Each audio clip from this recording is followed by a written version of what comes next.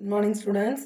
இன்றைக்கி நம்ம என்ன பார்க்க போகிறோம் அப்படின்னா 12ஆம் வகுப்பு லாப நோக்கமற்ற அமைப்பில் 7வது பயிற்சி செம்ம கீழ்காணும் கும்பகோணம் கூடைப்பந்து சங்கத்தின் பெறுதல் செலுத்தல் கணக்கிலிருந்து 2018 மார்ச் 31ஆம் நாளோடு முடிவடையும் ஆண்டுக்குரிய வருவாய் செலவின கணக்கை தயாரிக்கவும்.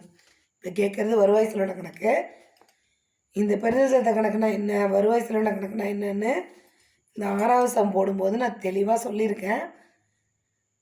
அப்படி தெரிஞ்சுக்கணுன்னு ஆசைப்பட்டவங்க 6வது சம்மை கண்டிப்பாக பாருங்கள். அதுக்கு ரொம்ப உங்களுக்கு எளிமையாக புரிகிற மாதிரி அந்த சம்மில் சொல்லியிருக்கேன். ஸோ அதனால் இதில் டைரெக்டாக கணக்குக்கு போயிடுவோம். நான் சொன்ன மாதிரி இந்த தொடக்க இருப்பு இறுதி இருப்பு இருக்கு இல்லையா, ரெண்டுத்தையும் எடுத்துடணும். பெறுதல் சத்த கணக்கில் கொடுத்துருப்பாங்க. நம்ம என்ன செய்யணும், தொடக்க இருப்பையும் எடுத்துடணும், இறுதி இருப்பையும் எடுத்துடணும். பாருங்க, கீழ்காணும் இருப்பு கீழே கொண்டு வரப்பட்டது. கை ரொக்கம் தொடக்க இருப்பு எடுத்துக்கக்கூடாது, வங்கி ரொக்கத்தோட தொடக்க இருப்பு எடுத்துக்கக்கூடாது. அடுத்தது பார்த்திங்கன்னா அரங்க வாடகை பெற்றது. ஸோ அப்போ வாடகைங்கிறது மாதம் மாதம் நம்ம பெறக்கூடியது தான். அதனால் அரங்க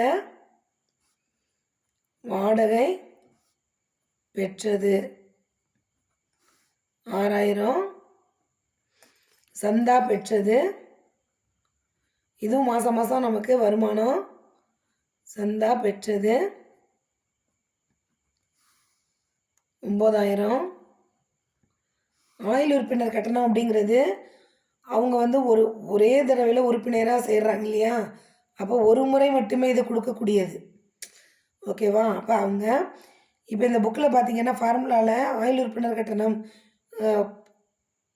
முதலினன்னு சொல்லியிருந்தாங்கன்னா முதலினன்னு எடுத்துக்கணும், வருவாயினன்னு சொல்லியிருந்தாங்கன்னா வருவாயினன்னு எடுத்துக்கணும் அப்படின்னு கொடுத்துருப்பாங்க. ஒன்றுமே சொல்லலைன்னா அந்த ஆயுள் உறுப்பினர் கட்டணங்கிறது முதலினம் தான். அப்போ நீங்கள் இந்த வருவாய் செலவின கணக்கில் அந்த ஆயுள் உறுப்பினர் கட்டணத்தை எடுத்துக்கக்கூடாது. ஏன்னா ஒரே ஒரு முறை தான் கட்டக்கூடிய கட்டணம் அது. ஸோ அதனால் அதை எடுத்துக்கக்கூடாது. பாதுகாப்பு பெட்டக வாடகை பெற்றது. அப்போ பாதுகாப்பு பெட்டக வாடகை அது ஒரு 2000. இப்போ செலுத்தல்கள் பார்த்தீங்க அப்படின்னா மைதான வாடகை செலுத்தியது. இப்போ பெறுதல் செலுத்தினா அவங்க தெளிவாக கொடுத்துட்டாங்க. நீங்கள் என்ன மட்டும் தான் கண்டுபிடிக்கணும், முதலினமா வருவாயினமா. முதலினமாக இருந்தால் விட்டுறணும், வருவாயினமாக இருந்தால் கணக்கு போடணும். அப்போ மைதான வாடகை செலுத்தியது 12,000. அச்சு கட்டணம் இது வருவாயின செலவு, திரும்ப திரும்ப நடக்கக்கூடியது. வங்கி கட்டணம் மாதம் மாதம் பிடிச்சிப்பாங்க,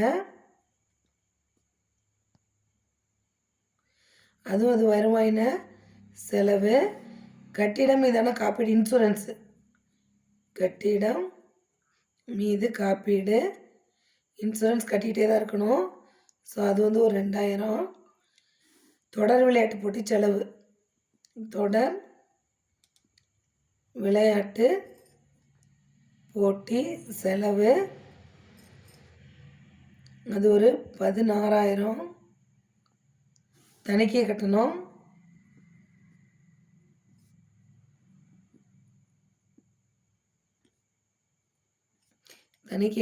ஒரு 3000. விளையாட்டு பொருட்கள், இது விளையாட்டு உபகரணம் இல்லை, விளையாட்டு பொருள் தான். அப்போ அது வருவாயினம்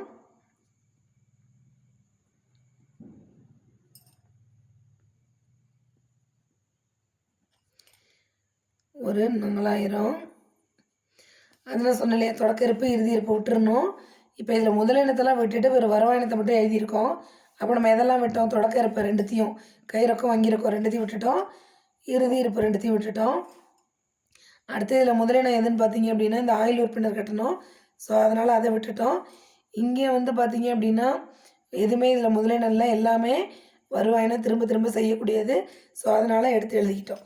இப்போ 2 பகுதியில் எது அதிகமாக இருக்குன்னு பாருங்கள். இந்த சைடு தான் அதிகமாக இருக்க மாதிரி இருக்குது. முதல்ல கூட்டிக்குவோம். 0 0 0 7 8 10 16 20 23க்கு 3 மிச்சம் 2 2 1 3 4 43,000. அப்போ அதிகமாக இருக்கிற இடத்த ரெண்டுமே போட்டாச்சு. 43,000. இங்கே எவ்வளோ வருதுன்னா 15, 17. அப்போ 43,000த்தில் 17,000 போயிடுச்சு அப்படின்னா 0, 0, 0. 13ல் 7 போயிடுச்சு அப்படின்னா 6. இங்கேருந்து ஒன்று கடை வாங்கிட்டு கொடுத்துருக்கீங்க. ஸோ அப்போ இங்கே இருக்கிறது 3. 3ல் 1 போயிடுச்சுன்னா 2. இங்கே தானே குறையுது. அப்போ அது 26. நான் ஏற்கனவே சொல்லியிருக்கேன், செலவின பக்கம் அதிகமாக வந்தது அப்படின்னா அது பற்றாக்குறை, வருவாயின பக்கம் அதிகமாக வந்தது அப்படின்னா அது உபரி. போன கணக்கில் நான் எப்படி கண்டுபிடிக்கணும்னு போட்டு காட்டியிருக்கேன். ஸோ அதனால் அங்கே போய் பார்த்துக்கோங்க. அப்போ இங்கே என்ன பக்கம் அதிகமாக இருக்குது? செலவின பக்கம் அதிகமாக இருக்குது. இங்கே பாருங்கள், இது செலவினம், இது வருவாயினம். அப்போ செலவின பக்கம் தானே அதிகமாக இருக்குது. அப்போ இது வந்து பற்றாக்குறை.